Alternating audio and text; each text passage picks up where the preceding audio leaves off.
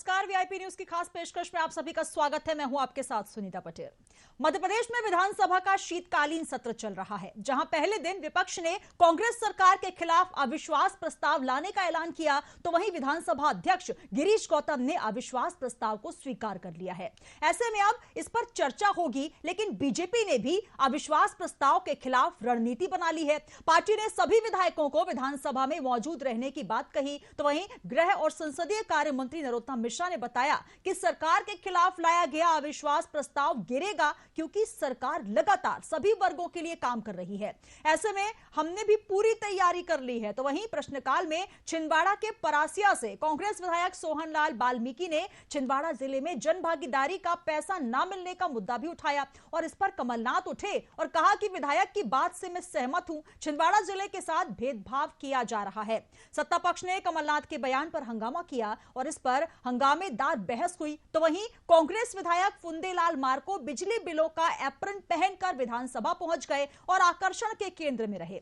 विधायक ने आरोप लगाया कि ना बिजली है ना मीटर, फिर भी आदिवासियों के बिजली के बिल आ रहे हैं। कांग्रेस की सरकार में 100 रुपए में 100 यूनिट बिजली मिलती थी, इसे भाजपा ने बंद कर दिया। तो वहीं कांग्रेस विधायक जीतू पटवारी ने विधानसभा स्पीकर की भूमिका को ही संदिग्ध बता दिया और कहा कि यदि अविश्वास प्रस्ताव नहीं लिया तो आसंदी के खिलाफ अविश्वास प्रस्ताव लाया जाएगा। कुल मिलाकर सत्र में बहस और हंगामा बरकरार रहा। तो आइए आपको दिखाते हैं पहले विधानसभा में किस प्रकार के आरोप प्रत्यारोप लगे, फिर चर्चा को आगे बढ़ाएंगे।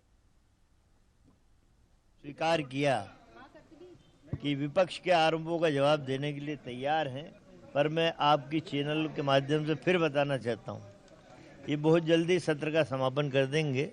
ना अविश्वास प्रस्ताव पे बहस कराएंगे, ना कोई जनहित के मुद्दों पे चर्चा कराएंगे। मैं आपके चैनलों पे खुद मैं बोल रहा हूँ, ये ऐसा होगा। हम तैयार, हमने तो आरोप लगाए, तो हम तो पूरी तैयारी के साथ सदन में बैठेंगे। कल विधानसभा आसदी के सामने, अध्यक्ष जी के सामने आदरणीय नेता प्रतिपक्ष जी ने मुख्यमंत्री पर, सरकार पर आरोप लगाकर अविश्वास का प्रस्ताव रखा है। नियम, कानून और प्रावधानों के अनुसार, परंपराओं के अनुसार लोकतंत्र में विपक्ष का, नेता प्रतिपक्ष का, विधायकों का, विपक्ष का अधिकार है कि कमियों के साथ सरकार के आरोप का सवाल पूछे और सरकार जवाब दे। अनूपपुर अंतर्गत विधानसभा क्षेत्र पुष्पराजगढ़ के ग्राम रमना नंबर 1 में, जहां भारत के महामहिम राष्ट्रपति महोदय जी द्वारा पोषित बैगा जनजाति के लोग निवासरत हैं और पिछले 1 साल से उस गांव में निवास कर रहे लोगों के पास बिना बिजली, बिना मीटर के ये फर्जी बिल मध्य प्रदेश के सरकार और विभाग द्वारा भेजे जा रहे हैं। और स्वीकार करने की स्थिति में हमने आज मुख्य सचेतक होने के नाते मैंने माननीय नेता प्रतिपक्ष जी और हमारे नेता कमलनाथ जी के आदेशानुसार हमने विहिप जारी किया है। विहिप जारी होने में सभी विधायकों को यह निर्देश है कि वो उन्हें सदन में उपस्थित रहना पड़ेगा अविश्वास प्रस्ताव के दौरान।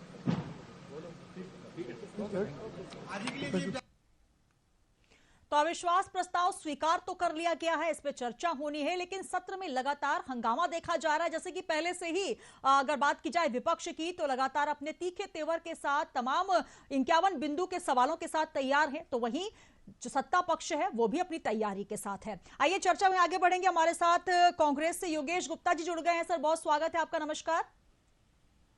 और साथ ही अनिल पटेल जी हमारे साथ बीजेपी से जुड़े हैं। अनिल सर, बहुत स्वागत है आपका, नमस्कार।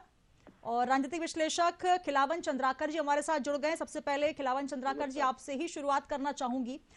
दोनों दिन का सत्र हमने देखा, जहां पर अविश्वास प्रस्ताव का ऐलान कांग्रेस ने किया और अब तो अविश्वास प्रस्ताव को अभी स्वीकार कर लिया गया है, चर्चा बाकी है। लेकिन यहां पर सबसे पहले ही गृह मंत्री ने चुटकी ले ली कि यह दिवा स्वप्न है और आज का जो दृश्य देखा, तो कुल मिलाकर यह कहा जा रहा है कि कांग्रेस पूरी तैयारी के साथ चल रही है, तो वहीं बीजेपी भी अपनी रणनीति में कम नहीं है। देखिए सुनीता, सबसे महत्वपूर्ण बात यही है कि कांग्रेस ने अविश्वास प्रस्ताव लाया है विधानसभा में, विधानसभा अध्यक्ष ने उसको स्वीकार भी कर लिया, कल चर्चा भी होनी है जी। और दोनों दल, जहां तक कांग्रेस का सवाल है, कांग्रेस ने 18 तारीख को ही बैठक कर ली थी अपने विधायकों की।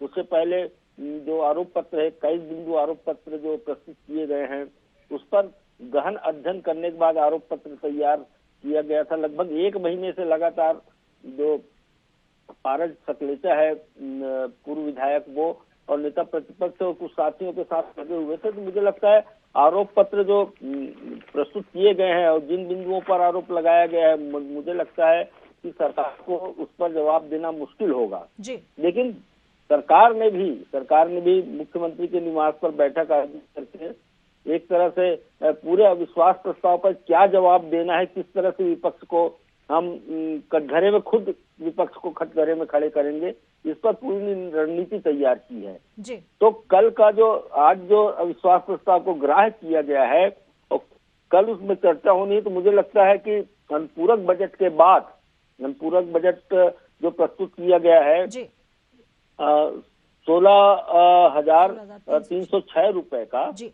तो उस अनुपूरक बजट पर पक्ष विपक्ष की चर्चा के बाद उसे पारित कर दिया जाएगा अनुपूरक बजट को। उसके बाद अविश्वास प्रस्ताव पर चर्चा होगी। बहुत गर्मा गर्म बहस होने वाली है। आप ध्यान रखिएगा, दर्शक ध्यान रखें कि विधानसभा से कई संदेश कल सामने आने वाले हैं और विपक्ष पूरी तैयारी के साथ, पूरे लावा लश्कर के साथ, उन्होंने आज व्हिप भी जारी कर दिया अपने विधायकों के लिए कि मौजूद रहे वो विधानसभा में जी। और पूरी चर्चा की तैयारी करके आए। अलग अलग विधायकों को अलग अलग विषय, वरिष्ठ विधायकों को अलग अलग विषय को उठाने के लिए कहा गया है। तो मुझे लगता है कि 51 बिंदु, उसमें से 2-2, 3-3 बिंदु एक एक विधायक, वरिष्ठ विधायक भी या पूर्व मंत्री भी उठाएंगे तो बहुत गहमा गहम चर्चा होनी है।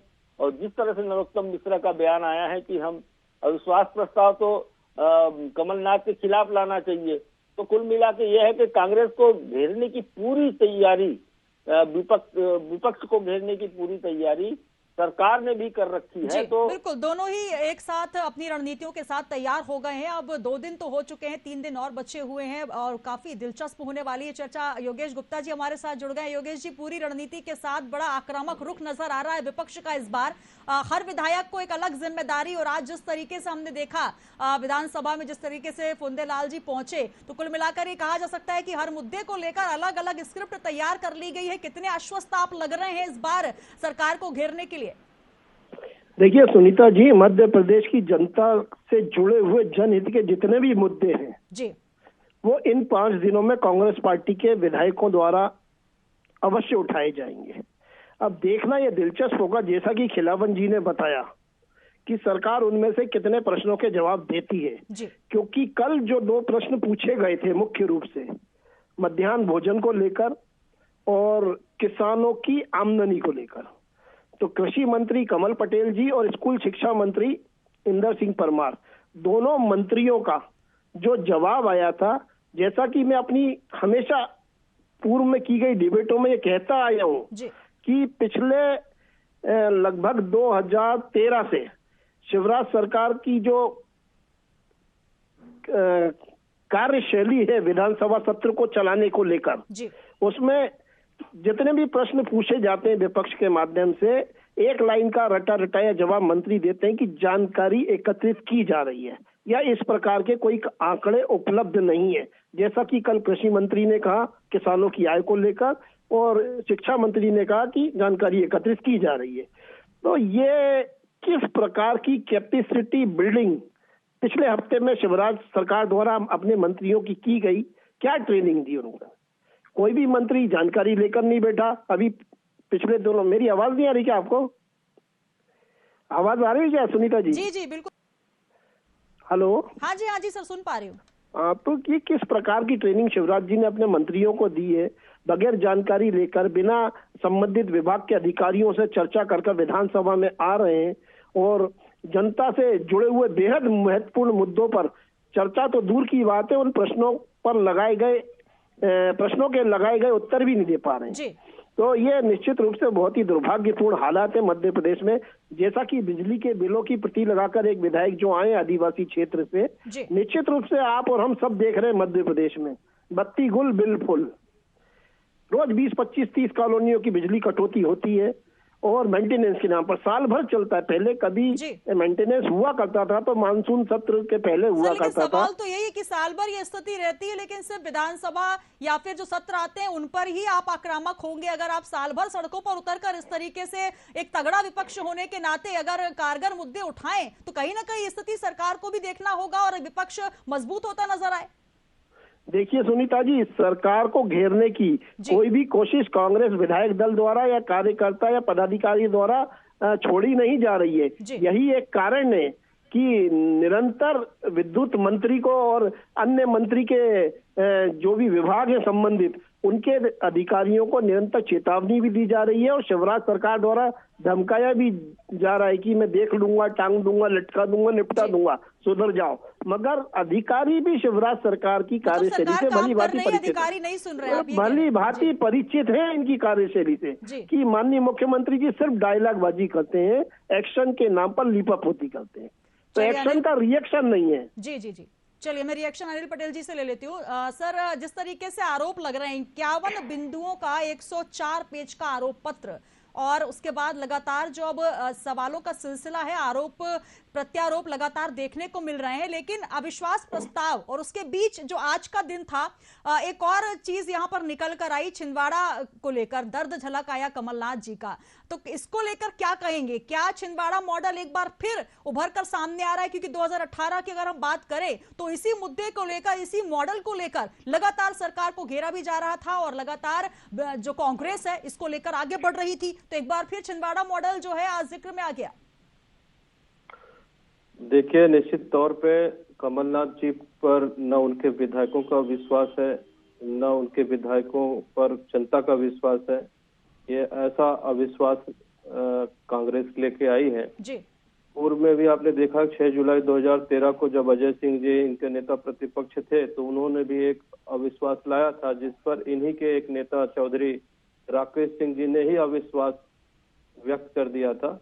और ये चुनावी वर्ष है, इसलिए मुझे लगता है कि इस तरह का इनका ये एक आयोजन जैसा चीज मुझे समझ में आ रही है। फिर भी भारतीय जनता पार्टी जनता के मुद्दों पर बहुत गंभीर है और भारतीय जनता पार्टी की सरकार जो है बिल्कुल सभी बिंदुओं पर चर्चा करने के लिए तैयार है। ऐसा हमारे माननीय अध्यक्ष जी ने भी कहा है कि ग्राह्य किया है उनकी सभी चीजों को लेकर के और कहा है कि इसमें ग्राह्यता पर जो अभी आपके माध्यम से हमें जानकारी भी मिली है तो कल इस पर चर्चा जरूर होनी है और चर्चा के बाद सभी इनके जो कॉमन बिंदु हैं उनके सभी प्रश्नों के जवाब एक एक करके निश्चित तौर से दिए जाएंगे।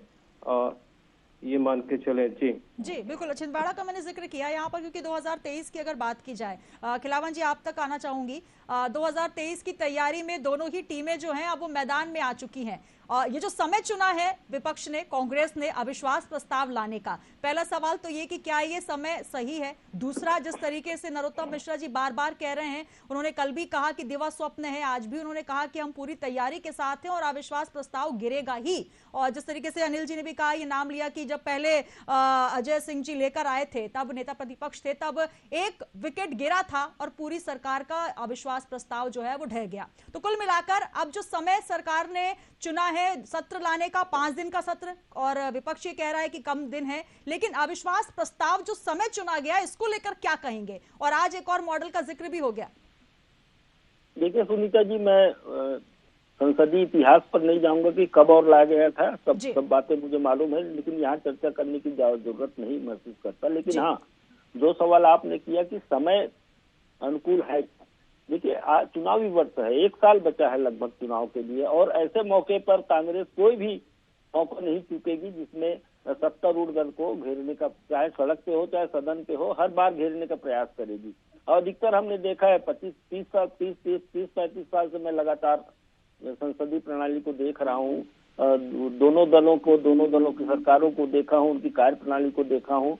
तो ये समय उचित है, मुझे लगता है कि 1 साल यदि चुनाव में है तो विपक्ष को पूरी तरह से तैयार रहना चाहिए, पूरी तरह से तैयारी करना चाहिए सरकार को घेरने की। और 3 महीना पहले लगभग इसकी घोषणा की जा चुकी थी और जहां तक 5 दिन के समय का 5 दिन के कार्रवाई का सवाल है, तो कांग्रेस ने पहले मांग की थी कि कम से कम 20-21 दिन का ये सत्र रखा जाए, लेकिन सरकार ने और विधानसभा अध्यक्ष ने जो तय किया तो वो 5 दिन का सत्र रखे हैं। लेकिन मुझे लगता है यदि कल चर्चा शुरू हो जाती है फर्स्ट आवर के बाद, भोजन अवकाश के बाद, तो उसके बाद भी 2 दिन का समय बचता है अपने पास, और 2 दिन के समय में भी यदि सार्थक चर्चा हो जाए दोनों दलों के बीच, सरकार और विपक्ष के बीच, तो जनता के बीच जो संदेश जाना है वो जाएगा। लेकिन हाँ, सरकार कभी नहीं चाहती कि उनके ऊपर लगातार सदन में आरोप लगे, इसीलिए मुझे लगता है कि जो संभावना व्यक्त की जा रही है,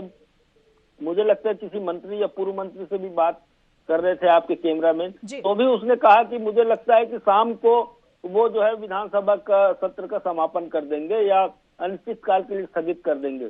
तो मुझे भी संदेह है कि कल दोपहर बाद 2-3 घंटे चर्चा करने के बाद सरकार जो है, जब ज्यादा आरोप लगेगी उसके ऊपर, तो सरकार निश्चित रूप से जो है इसको विधानसभा के सत्र को अनिश्चित काल के लिए स्थगित करने का प्रयास करवाएगी। लेकिन मुझे लगता है कि संसदीय प्रणाली में जिस तरह से कल अध्यक्ष जी ने बात की, सदन में भी बात की, एक पुस्तक के विमोचन के समय भी बात की अध्यक्ष ने, आज भी उन्होंने कहा कि सदन को पूरी तरह से पूरे समय के लिए चलाने का कोशिश करेंगे। यदि 5 दिन सदन चलती है तो जो सरकारी कामकाज सरकार के हैं वो भी पूरे होंगे। कल फर्स्ट आवर में तो मुझे लगता है कि अनुपूरक बजट पास हो जाएगा, क्योंकि अनुपूरक बजट में बहुत ज्यादा चर्चा इसलिए नहीं होती कि जो सरकार रखती है, जो बात रखती है सरकार, उसको लगभग विपक्ष भी हरी झंडी दे देती है, क्योंकि खर्चों की जरूरत होती है सरकार को, और 16,000 से ज्यादा जो अनुपूरक बजट की राशि लाई गई है, मुझे लगता है जरूरत के अनुसार विकास योजनाओं को गति देने के लिए लाई गई है, इसलिए विपक्ष भी तैयार हो जाती है। और विपक्ष इसलिए भी तैयार हो जाएगी कि जितनी जल्दी हो सके अनुपूरक बजट को पास करा दो, और उसके बाद जो है अविश्वास प्रस्ताव पर चर्चा शुरू होगी, तो सरकार को घेरने का पूरा पर्याप्त मौका उनको मिल जाएगा।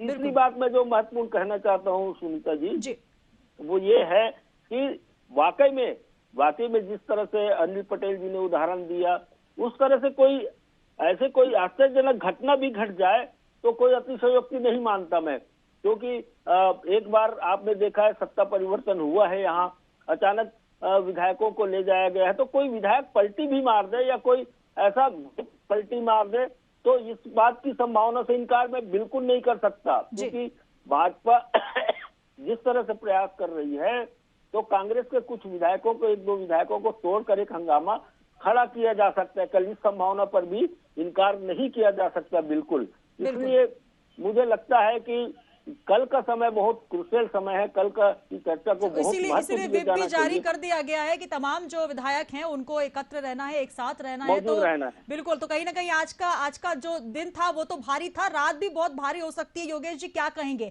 अविश्वास प्रस्ताव तो लाए, लेकिन अनिश्चितता के बादल नजर आ रहे हैं। जब अनुपूरक बजट पर चर्चा हो जाएगी, और ये लगातार ये पहला मौका नहीं है, ऐसा जैसा कि खिलावन जी बता रहे हैं अपने अनुभव से, ऐसा बहुत बार हो चुका है कि जैसे ही अनुपूरक बजट पेश होता है, बजट पेश होने के बाद जब हंगामे की स्थिति होती है तो स्थगन आ जाता है। तो अविश्वास प्रस्ताव को लेकर फिर क्या रणनीति आपकी रहेगी? देखिए सुनीता जी, खिलावन जी काफी वरिष्ठ पत्रकार हैं, सम्मानित हैं, और उनका अनुभव काफी बड़ा है, और मैं भी उन्हीं के अनुभव को आगे बढ़ाते हुए आपके चैनल के माध्यम से दर्शकों तक ये बात अवश्य पहुंचाऊंगा कि पिछले 8-10 सत्रों का अगर अपन अवलोकन करें तो शिवराज सरकार की मंशा हमेशा से छोटे सत्र आहूत करने की पीछे कारण यही रहा है कि सरकार चर्चा से भागना चाहती है। जनता के हित से जुड़े हुए मुद्दों पर किस प्रकार से बचा जाए, ये शिवराज सरकार का यथासंभव प्रयास रहता है। और ये जो छोटा सत्र 5 दिन का लाया है, जैसा कि कमलनाथ जी ने और अन्य हमारे वरिष्ठ विधायकों ने कहा था कि 25 दिन का सत्र आहूत किया जाए, उसके पीछे हम लोग चाहते थे कि पिछले कई सत्रों से सदन में चर्चा नहीं हो पा रही है, इस बार एक सार्थक चर्चा हो तो जनता के बीच मैसेज जाए। लेकिन हमें मालूम था कि ऐसा होना मुश्किल है। हम जानते हैं कि नंबर में हम कम हैं अविश्वास प्रस्ताव लाने के लिए, लेकिन हम अविश्वास प्रस्ताव के माध्यम से मध्य प्रदेश की जनता तक ये संदेश देने जा रहे हैं कि हम आपके हितों से जुड़े हुए मुद्दों को लेकर लड़ाई सड़क से लेकर सदन तक लड़ रहे हैं। और हम जनता की अदालत में जा रहे हैं, ये कहना अतिशयोक्ति नहीं होगा अविश्वास प्रस्ताव के माध्यम से। जी, भले ही वो अविश्वास प्रस्ताव पास हो या गिर जाए वो मायने नहीं रखता, लेकिन मुद्दे मायने रखते हैं। जी सर, आप जिस तरीके से रणनीति तैयार कर रहे हैं, जो विश्वास आपको नजर आ रहा है कि हमने जो 51 बिंदु तैयार किए हैं वो पूरे भाजपा के खिलाफ जाएंगे, जनता इस पे विश्वास करेगी, लेकिन बीजेपी की तरफ से तो कहा जा रहा है कि कांग्रेस दिन में सपने देख रही है, अविश्वास प्रस्ताव धरा का धरा रह जाएगा, ढह जाएगा। तो ये तमाम बिंदु आप लेकर आए हैं क्योंकि जनता ने विश्वास जताया है और लगातार अब जो ये अंतिम समय है, सीएम शिवराज सिंह चौहान लगातार सौगातों की झड़ी लगा रहे हैं। कुल मिलाकर आपने ही बात की कि जो सस्पेंशन ऑर्डर तुरंत मंचों से किए जा रहे हैं, तो कहीं ना कहीं जो आरोप आप लगा रहे हैं उसको लेकर सरकार भी अपना जो रवैया है वो साफ करती जा रही है। अगर भ्रष्टाचार के जो मामले हैं उसको लेकर सरकार आगे बढ़ रही है, किसानों के मुद्दे को लेकर लगातार रुख इख्तियार कर रही है, तो कुल मिलाकर जो आप मुद्दे दे रहे हैं उस पर सरकार काम करती जा रही है। कहाँ काम कर रही है? अगर काम कर रही है तो चर्चा में भाग ले, विपक्ष के पूछे गए प्रश्नों का उत्तर दे, बजाय भागने के। आप कल एक प्रश्न पूछा था कृषि मंत्री कमल पटेल जी से कि पिछले 18 सालों में किसानों की आय कितनी बढ़ी, आप जवाब ही नहीं दे पाए, है ना। आत्महत्या के आंकड़े जो किसानों के हैं वो चौंकाने वाले हैं। मध्य प्रदेश का अन्नदाता परेशान है, ये पूरे प्रदेश के किसानों से आप पूछ सकती हैं ये बात। तो देखिए, चर्चा अगर सार्थक करना चाहती है शिवराज सरकार तो उसकी जिम्मेदारी भी है, जवाबदारी भी है। लेकिन जैसा कि सज्जन सिंह वर्मा जी ने कहा कि कल शाम तक ये सत्र का समापन कर दिया जाएगा, तो अभी तक ऐसा उन्होंने अनुभव के आधार पर कहा है और निश्चित रूप से शिवराज सरकार अविश्वास प्रस्ताव लाने से पहले सत्र का समापन कर सकती है।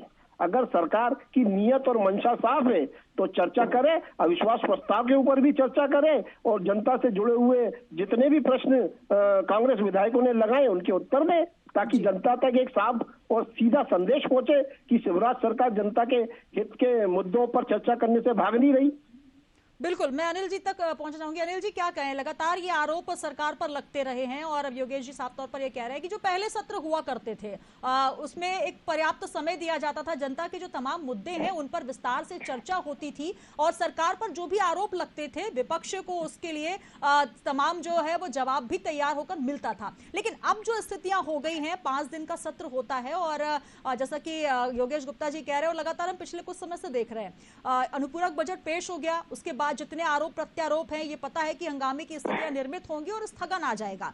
तो अब जो कल की स्थिति हम देखें, अभी सज्जन सिंह वर्मा जी भी यही कह रहे हैं और लगातार अब सियासी गलियारों में ये बात होने भी लगी है कि हंगामा होगा और उसके बाद क्या होगा, स्थगन। तो क्या कहेंगे आप, क्या विपक्ष जो आरोप लगा रहा है सही लगा रहा है कि आपने चर्चा करने का मन पहले से ही नहीं बना रखा, आपकी मंशा पर पहले से ही शक? देखिए, कांग्रेस का जनता के मुद्दों से कोई सरोकार नहीं रहा है और मैं तो फिर याद दिलाना चाहूंगा, इन्होंने भी याद दिलाया है कि पूर्व के सदनों में जो भी सदन चले हैं उसमें कांग्रेस की एक ही मंशा रही है कि काम नहीं होने दो, हंगामा करते रहो, हो हल्ला करते रहो। और हमारे माननीय अध्यक्ष जी ने भी कहा था कि आप इसको क्वालिटी आवर बढ़ाइए, अगर आप चाहते हैं कि सदन देर रात तक चले, काफी लंबा चले तो हम चलाएंगे, लेकिन आप चाहोगे कि सिर्फ हम दिवस बढ़ा दें और काम काज कुछ ना हो, सिर्फ खर्चे जनता पर बढ़े।